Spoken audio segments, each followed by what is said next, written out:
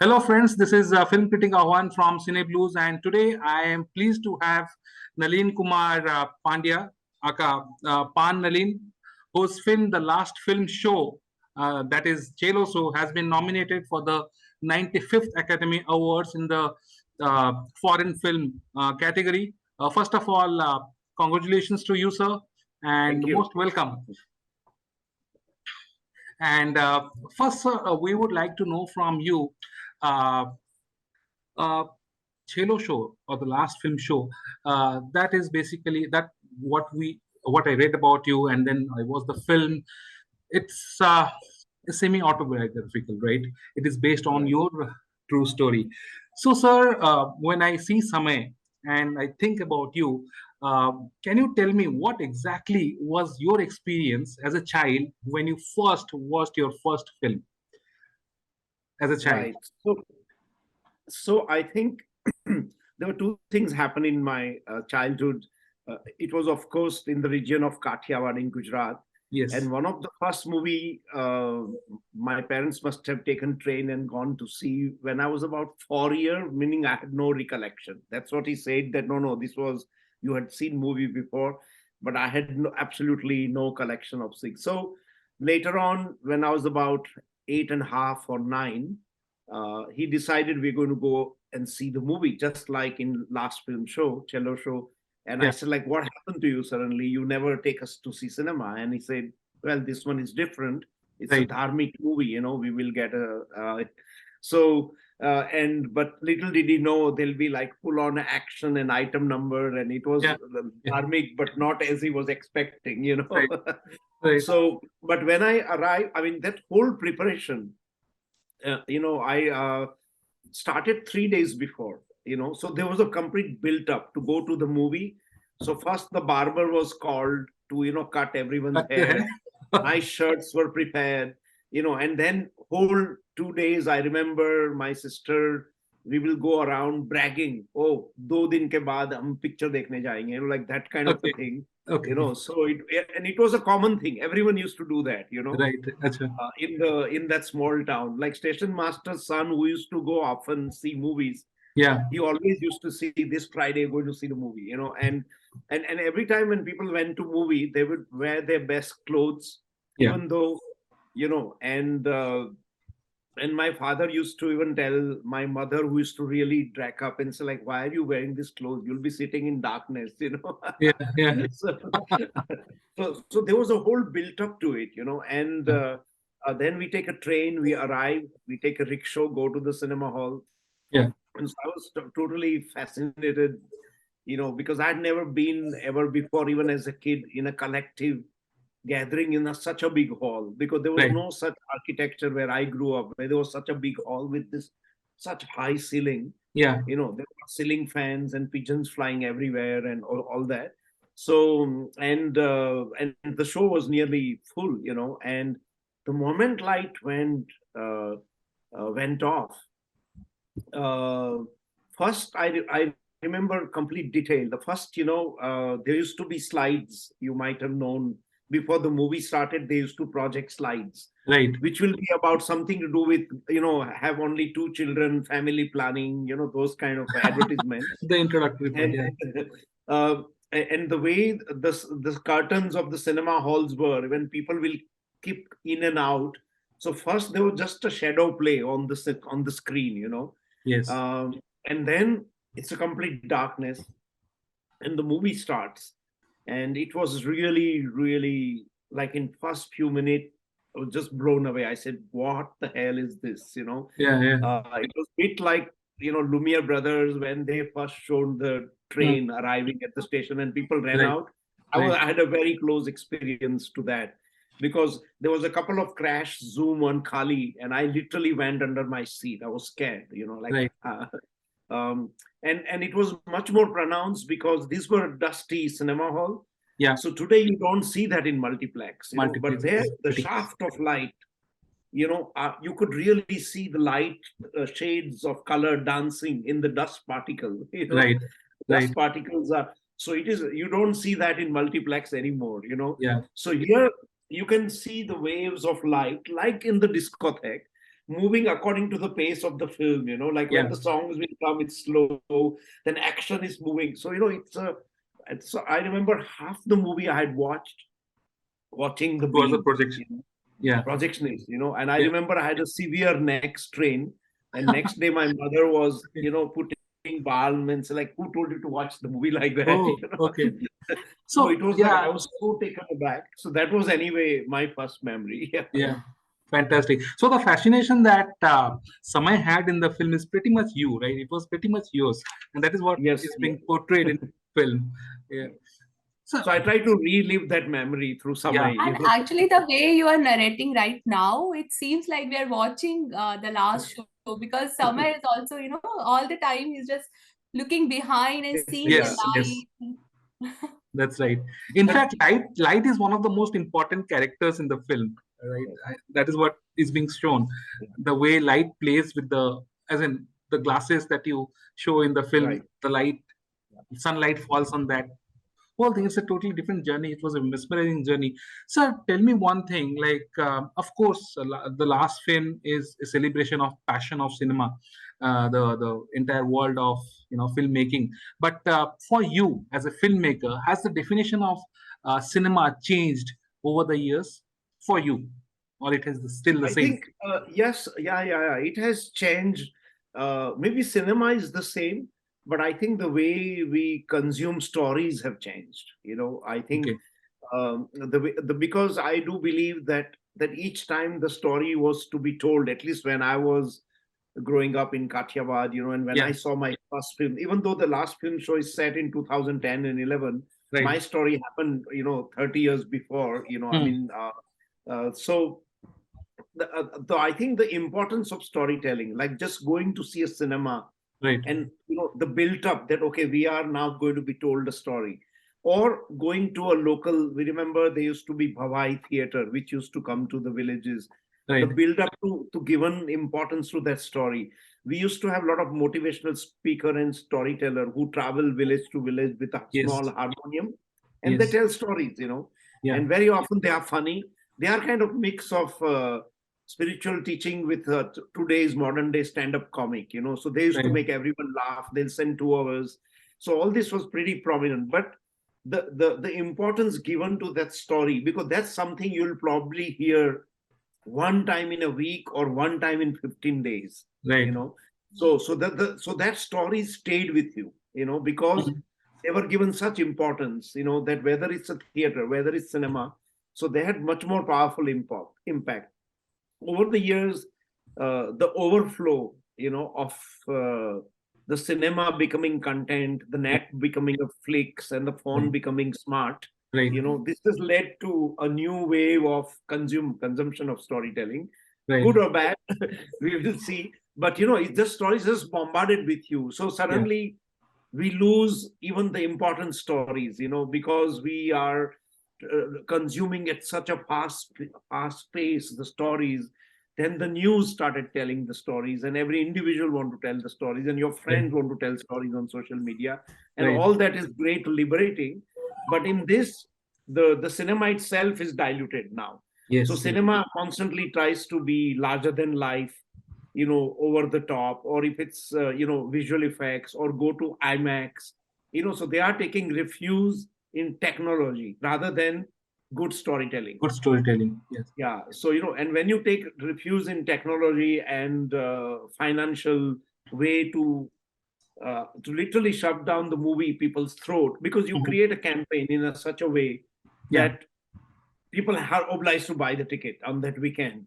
So and you can see the modern day example is that when most of the movies, if they think they are so great, why Yeah. don't they show it before, to Mm. anyone, to people Mm. like you, media people? Right. If they really believe their movie is so great, why don't they show you 1 week before? So Right. most of the movie, people are only can watch just when it's released, or few days before the release. Ah. So by the time some bad reviews come out, they would have made the money.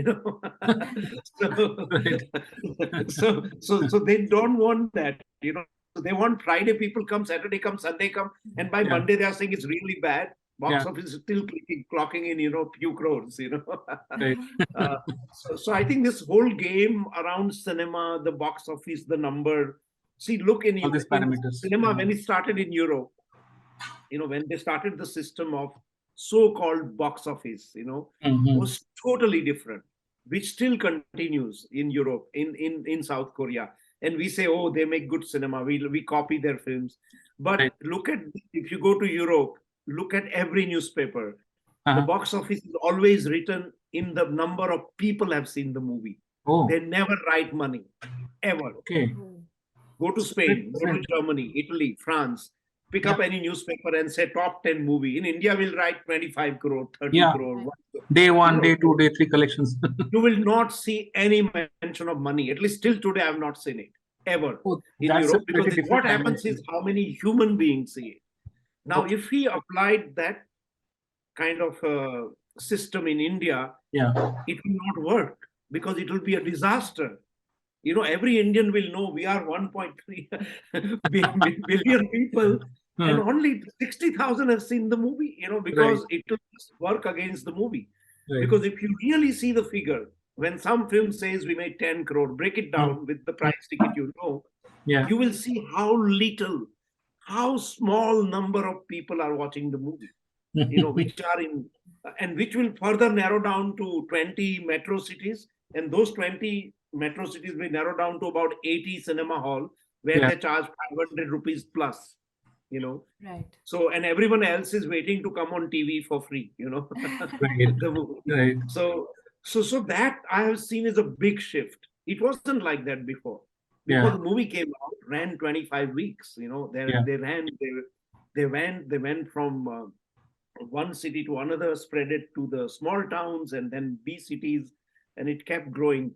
And then people lived with those stories and songs. Then we had time to tell those dialogues again and again, and then we will sing that song, and then we go and watch movie again. That was my memory. Yeah. Like we'll watch Amar Akbar Anthony, and then somebody will discuss a scene, say, "Arey, ek baar dekhna fir se padega," So you go back and see that. So it was a very different type of experience. And Yeah. we know when all these movies, even though I was young, but when Sholay and everything came out, Right. people knew dialogues by heart. Yeah. Like some of those Yeah. lines when a movie like Diwar came out, every dialogue, you don't see that today unless it is created in a bad taste, or it's purposely planted in the film. Earlier, Right. it was just organic.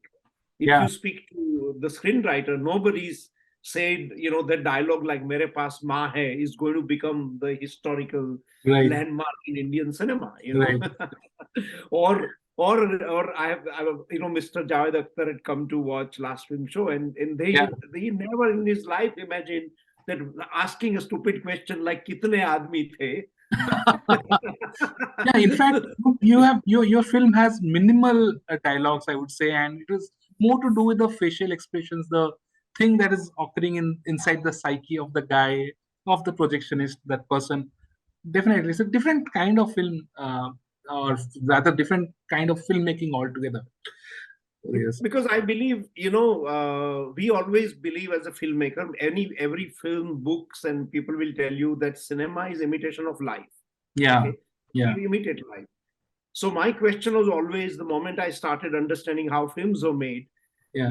and I used to wonder if the films is imitation of life, and you are telling me someone's story of life. When I watch 2.5, 3 hour movie, beginning to end, people are talking non-stop.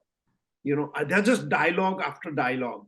And and it's more so if you are watching Woody Allen, Yeah. this is bombardment of dialogue. Right. And so my thing was that, okay, look, if the cinema is imitation of life, then that's what I don't do, because if I take 24 hours of my life, Right. even if I take 1 hour at work of talking, 1 hour of fighting with my girlfriend or wife, 1 hour of friend, whatever number of hours I take, we Yeah. talk, wherever life moves on, we'll still come to 5-6 hours.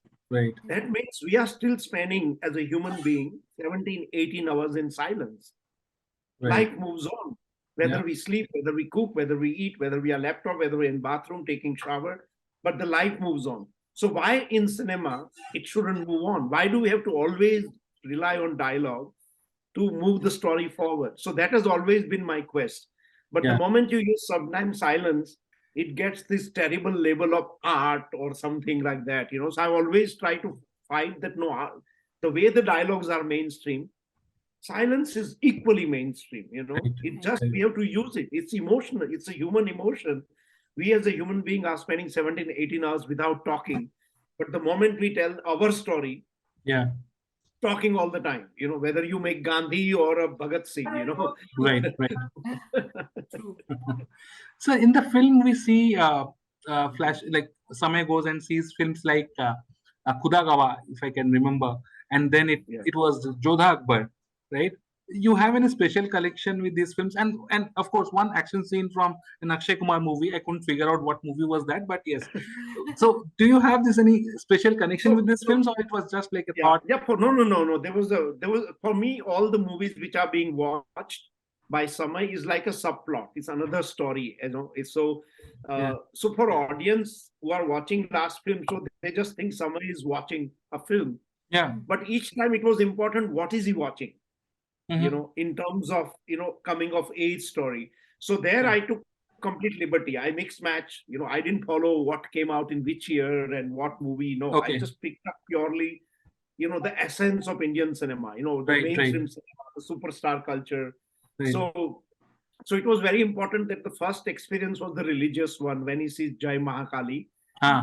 and that's a very different type of experience. Yeah. The second one, when he goes, is one of the over the top action movie, where Action movie. everything is just exaggerated, Yeah. dishum dishum, that, where he sort Exactly. of ends up missing the train. So he sort of is growing, his fascination is growing with this world, Okay. which is so different from where he lives, you Mhm. know.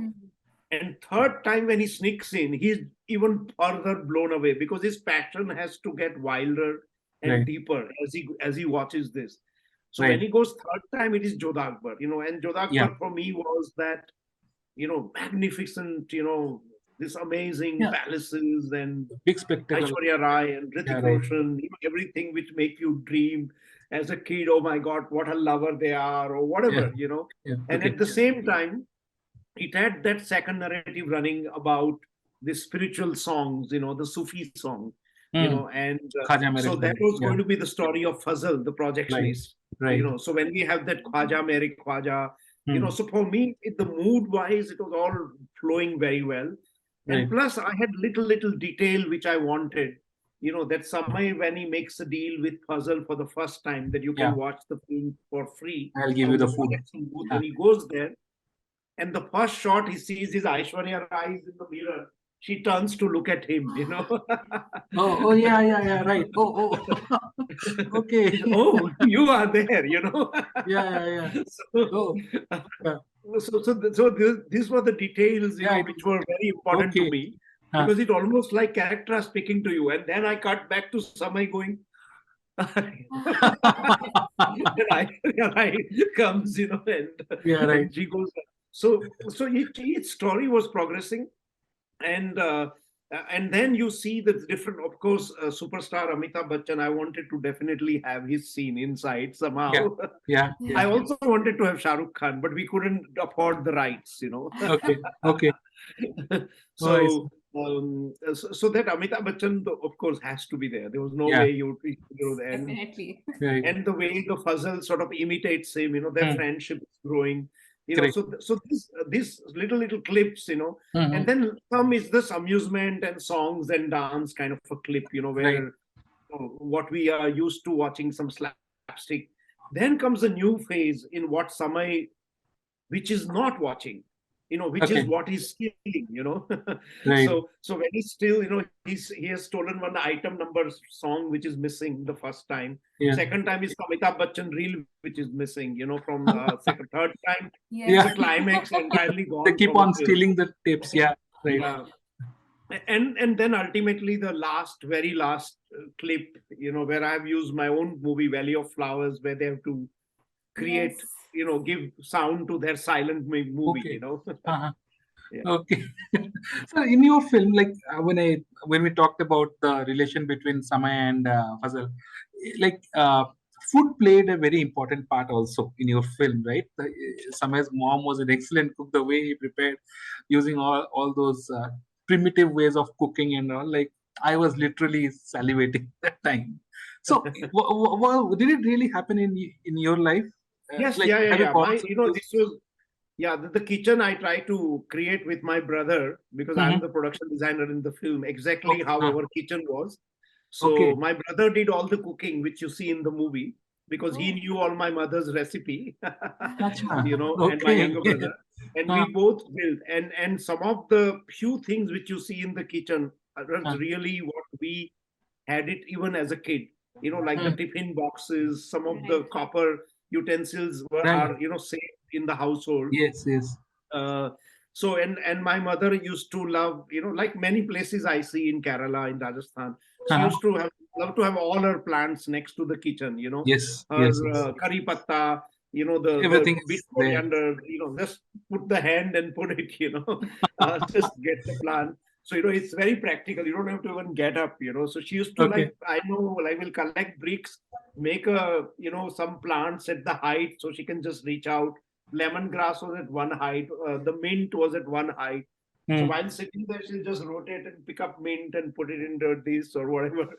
So these details had sort of stayed with us, on the chula, which is being cooked, and the Right. way, what we call in Gujarati, the datadu. It's not a knife which was used to cut, Right.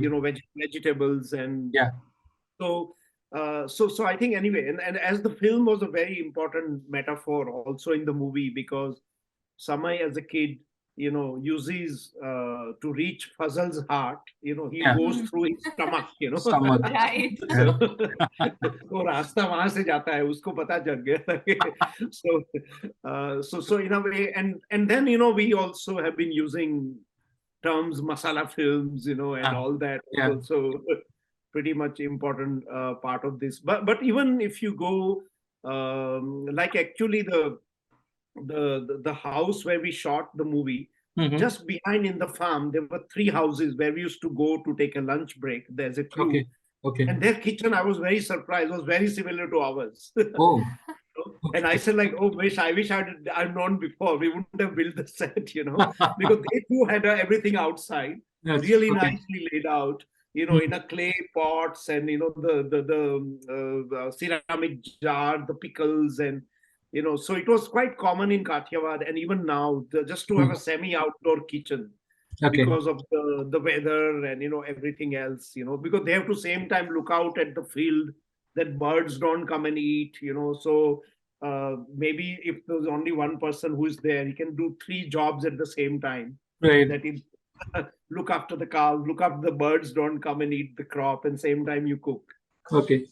The way she, I mean, that lady packs the tiffin, that is very detailed. Like, she puts the roti and then pyaz and then hari Mm. mirch and Then then she how ties it. she, it's in So detail. yeah, so that tiffin system is very, very traditional in Kathiawad even today for the farmers. Okay. Like they would definitely put a onion and a green chili or a Yeah. red chili or a Right. radish, and the way it's sort of packed, it's like a completely and that's how my mother used to sort of pack the tiffin. Okay. So there's a one particular cloth reserved just for the chapatis. I see. Okay. And then additional touch with one chili and one because most of the Kathiawadi food, people would just want a raw chili and a raw onion or raw radish. It's like Right. the must. Yeah. Garima, your question. Yes. So how you got the idea of your first film, Samsara, and also the Angry Indian Goddess? Because they both films are different from each other and different genre. So how you got the idea of doing it? I mean, for me, what happens is that I don't follow like author-driven filmmaker, meaning like tell stories but with the same style. Stories can be different. So I like to sort of, once I fall in love with a story, I try to discover what is the cinematic style of that story. Not force my style on it, but what is this natural bond? Like there is a DNA, kind of a Yeah. system in each story. So when I made Samsara, I was going through a lot of time. I had sort of renounced a little bit, like the office I used to have in Mumbai, with 20 people, very nice, comfortable life. And there was a plan to grow into making a lot of TV commercials. Right. But bit like Siddhartha character, I had given up everything. It's like, okay, no, enough. I need to make film. And people said, you're crazy. It's all running very well. I said, no, backpack and hit the road. So that time, one of my girlfriend was very disappointed that, suddenly you have become a bum, whatever. And before that, I had been quite a few times to make documentaries in Ladakh, and I was reading a lot about Zen Buddhism, Hindu philosophy, Sufism, mainly spiritual discipline, not religious. So this collective experience, literally was forming in my head when I was writing Samsara. And literally the idea came because of my girlfriend in the middle of massive traffic jam. And suddenly it was like an enlightenment, like a moment, flash of light. And I didn't have a piece of paper, I had nothing. So I asked the taxi driver that, does he have a paper? He said no, but I knew he had a cigarette box. So I said, can I get the box, and he pulled out cigarette and he gave me the paper. I opened the cigarette and started writing in minute, really tiny letter, the climax of Samsara, which came to me the first. So those who have seen the film, they'll know why, because it was kind of a commentary on spirituality from a woman's point of view, So once that came, the film became much more clearer, and I went to, I went back to the place I usually used to go to, Ladakh, and I started writing, and but I didn't realize it'll take me many, many years to find money to make that movie, because it's a first feature film. Ladakh was then, around year 2000 was very different place. There were hardly any flight. You had to go by Manali by road, which used to take 4 days. Right. You could, and 6 to 7 months, there were no flights at all. It's completely winter. It used to get cut off. And Leh and Ladakh city itself has 6, 7 or 8 taxi. That's it, in year 2000, when I was making Samsara. So by the time 2001 came, it was slightly better, but the flights and the scenarios were same. So it was very remote in that sense. So this is where a lot of producers were reluctant that, okay, why would you want to make? There's no oxygen, there's no infrastructure, there's no hotel. It'll be very hard. So it was very difficult to mount. But when it became, I tried to find the cinematic style, which was contemplative, which hypnotic, directly, even the color scheme is inspired from Tantric Buddhism, the color scheme of desire and enlightenment, so they have been using this color scheme since centuries in Tanka painting, in the Tibetan Tanka painting, they use that. So I took a lot of those elements and, and so the Samsara was very different. And then you sort of jump back to Angry Indian Goddesses. The story was very different. I never thought I want to make that film because I'm a man. I can't make that film. But around 2011, when this whole Nirbhaya thing happened, 11-12, and I realized that even the women director in mainstream cinema, were making movies about 3 guys going somewhere and having fun, So the men were anyway doing it all the time, men did all the time, whether it's Rang De Basanti, Dil Chahta Hai, these always 3 guys go and have fun. But when women directors started making that movie about 3 guys going having a fun, Right. So a lot of friends said, like, look, why do you filmmakers always go to rural India? You always believe that women in the villages are oppressed and suffer. We are in the city and no one talks about our shit, and all that. So I have friends in Delhi, Mumbai, Bangalore, we started talking, and so I said, okay, we have to get 2 women writers because, I don't want to tell women's story as a man. So they started researching, and, and the stories, I was blown away. For me, it was also an education. What I heard, I thought somebody who must be like super happy in their life because she is the CEO, boss of 300, 400 men running a bank, would have all these problems. I couldn't imagine that. So there was a lot of learning and unlearning happening about women in India, in urban India. So and then the writers used to go to airport where women are sitting, a college canteen where women are sitting, where the urban sort of middle class, upper middle class girls, and they used to listen what they are talking about, and they used to bring back stories. So that's how the whole idea was formed. And most of them had this anger towards something, but a positive anger, not a negative anger. It's like a Kali way that, okay, I'm angry, I'll destroy you, but Right. to create something better than you, Yes. so, so that idea, so that's how it became this angry Indian goddesses. And Samsara, where everything was written, where actor couldn't even improvise. They wouldn't even move their head like this without my Right. Angry Indian Goddesses was the opposite. We had no screenplay.